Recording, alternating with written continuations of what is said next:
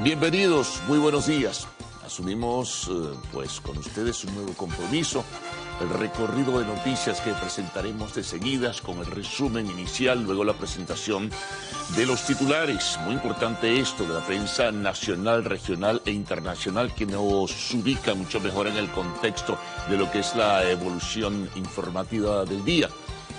Bueno, y siempre vamos sumándole elementos importantes dentro de lo que es el recorrido diario que tenemos para todos ustedes en esta primera emisión de Noticiero de Televen. Estamos cerrando la semana, el viernes 27 de octubre, abiertos los puntos de contacto de las redes sociales, particularmente siempre tenemos a la disposición con mayor prontitud la red social X, antes denominada Twitter, para que ustedes comiencen a expresarse y presentar pues sus comentarios y esas notas tan simpáticas y a veces pintorescas que nos envían. Bueno, como ha comenzado la temporada del béisbol profesional y me imagino que todos estaban muy pendientes de lo que era la primera confrontación entre los eternos rivales, habrá seguramente a través de las redes sociales pues algunos memes o stickers, en fin, que surgen y que ustedes nos envían muy amablemente pues a la primera emisión del Noticiero de Televen. Bueno, comencemos nuestro resumen que cierra esta semana. Vamos a comenzar con este tema tan intenso, debatido y muy polémico como es el de la primaria y lo que ha ocurrido a posteriori. Bueno, vamos a comenzar con que ayer la Comisión Nacional de Primaria pues proclamó a María Corina Machado como la candidata presidencial de la oposición o del sector de la oposición que se agrupa en torno a la plataforma unitaria. Bien sabemos que esto ha traído pues una serie de respuestas posteriores e incluso con la investigación que ha decidido pues la Fiscalía General de la República en este sentido. Pero hay mayores elementos. Por ejemplo, ayer el presidente de la Asamblea Nacional convocó a las representaciones diplomáticas con sede en nuestro país para presentar lo que considera el gobierno son las pruebas aparentes o presuntas que existen sobre lo que ha denominado o calificado como fraude o como estafa o como evento bufo, como lo dijo el propio fiscal Tarek William Saab. Esto, desde luego, pues lleva a las representaciones diplomáticas a recibir información simplemente como lo hizo en su momento al día siguiente de conocerse los resultados, como lo hizo la candidata presidencial María Corina Machado, que invitó a varios representantes diplomáticos para explicar lo que había sido la jornada y lo que resultó, pues, o en lo que resultó el evento. Hizo observaciones sobre que no podían repetir, decía Rodríguez, no podían repetirse los esquemas de 2019 con el reconocimiento, que no lo aceptarían de figuras como lo fue el interinato y Juan Guaidó, que fue la referencia, digamos, individual de lo que representó lo que algunos denominan la ficción del interinato. De eso hablaba Rodríguez, como también señalaba que ellos estaban interpretando de la manera debida los acuerdos firmados en Barbados y que no podían aceptar que las reglas del juego establecidas, no fueron sus palabras textuales, pero es lo que se entiende e interpreta de las que presentó, no podían salirse de las reglas del juego establecidas, que son muy claras y definidas como apego a la Constitución y a las leyes de la República. Mientras tanto, ayer mismo Gerardo Blay, quien encabezó la delegación de la plataforma unitaria, la representación opositora que firmó los acuerdos en Barbados. En este sentido, señalaba Blay que el gobierno está haciendo una equivocada lectura de lo que significa el resultado electoral del día domingo con la primaria, expresando que está claramente definido que los actores políticos deciden internamente el procedimiento y la forma para escoger candidatos presidenciales. Y no es, de acuerdo al criterio de Gerardo Blay, lo que está interpretando, en este caso, el gobierno y la figura particular de Jorge Rodríguez, presidente de la Asamblea Nacional. Así que, bueno, no es un tema, como dicen, muy fácil de digerir porque cada quien le da una particular evaluación a los hechos y en este sentido chocan y se profundizan las contradicciones. A su vez, también ayer el fiscal Tarek William Saab pues se sumó nuevamente a la controversia al rechazar apreciaciones de carácter jurídico que había hecho el abogado Perkins Rocha, cercano y asesor de la candidata presidencial María Corina Machado, quien había expresado previamente a la respuesta de Saab que había una equivocada interpretación y una equivocada y desajustada forma de aplicar el derecho allí, que no había ningún tipo no tendría por qué haber ningún tipo de investigación de carácter penal, agregando que Saab había precalificado algo que en derecho no lo debe hacer una institución como la Fiscalía y además imputando de una sola vez a personas con nombre y apellidos. Bueno, en este sentido, una intervención en la red social X, antes Twitter, de Saab, acusaba severamente a Perkins Rocha, lo descalificaba y decía que era un recogelatas en derecho, en estos términos se expresaba, y decía que quien no conocía el derecho y su interpretación como tal y la aplicación de la ley era esta persona. Bueno, esto tiende a complicarse por lo que se ve. Mientras tanto, también gobiernos del mundo siguen pues pronunciándose. Ayer el gobierno de los Estados Unidos, por ejemplo, felicitaba a la Comisión Nacional de Primaria, que en el marco de lo que fueron contratiempos y dificultades había podido empujar y adelantar todo un proceso, llevándolo al éxito, en este caso con la escogencia de una candidata presidencial. Por cierto, evalúan en el marco de lo que es el alivio de las sanciones, evalúa el gobierno de Estados Unidos, según trasciende, que pudiera ocurrirse a finales del mes de noviembre. No se toman o se anuncian otras decisiones, como el ajustado respeto a la ruta electoral, la libertad de ciudadanos estadounidenses y el reconocimiento de adversarios políticos, incluso candidatos presidenciales. En este caso se refiere obviamente al caso de María Corina Machado, quien tiene o pesa sobre ella una inhabilitación.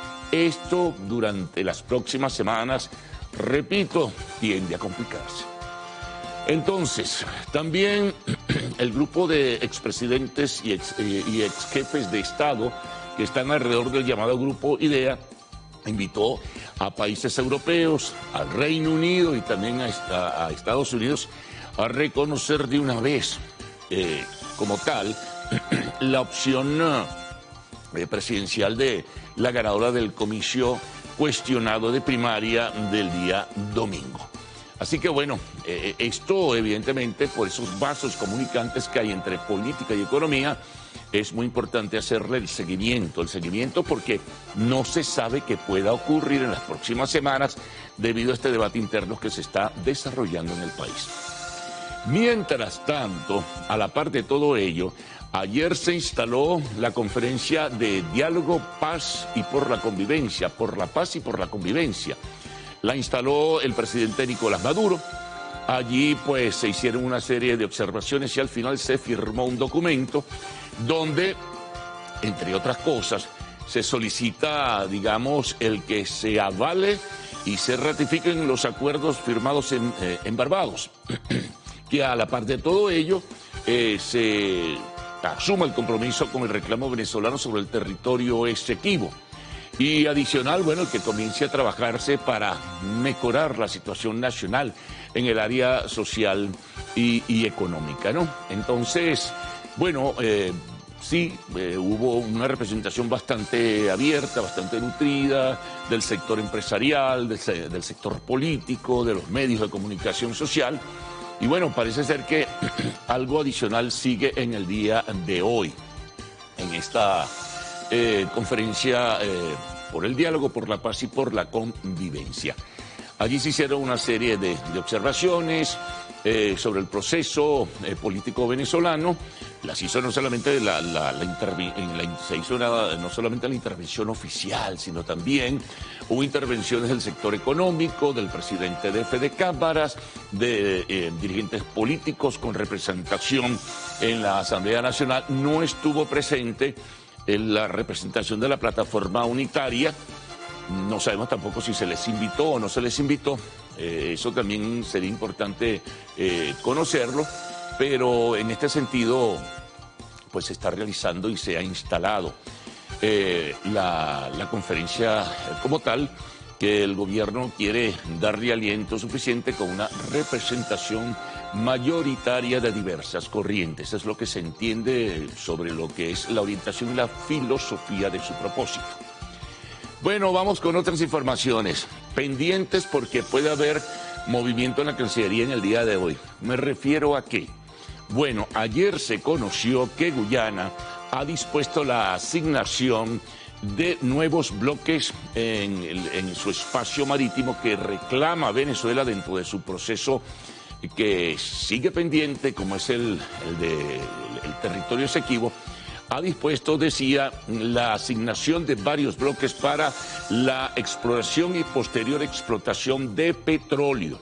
Entonces, repito y subrayo, son aguas que Venezuela reclama para la delimitación y establecer claramente, pues, bueno, si es que se llega al final de cuentas a un acuerdo con Guyana, que parece poco probable, porque este país, bien se sabe, ha depositado su confianza para definir las cosas en la Corte Internacional de Justicia, pero muy probablemente el gobierno venezolano va a hacer un pronunciamiento en el día de hoy. Son 8 empresas extranjeras, empresas de China, por ejemplo, empresas europeas como Total de Francia, empresas de los Estados Unidos como Hess y ExxonMobil, hay también una empresa guyanesa, ¿no?, pero que se asocia con otro capital.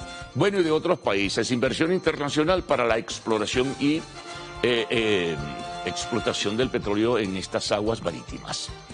Por cierto, ya que hablamos de petróleo, ayer Repsol, en su asamblea general de cierre de este año 2023, ve con buenos ojos el alivio o la flexibilización sobre las sanciones y anuncia su disposición a importar petróleo pesado venezolano para trabajarlo en sus diferentes refinerías, que son diferenciales, que aceptan crudos livianos, crudos medianos y crudos, o crudos de mezcla y crudos pesados también para la mezcla.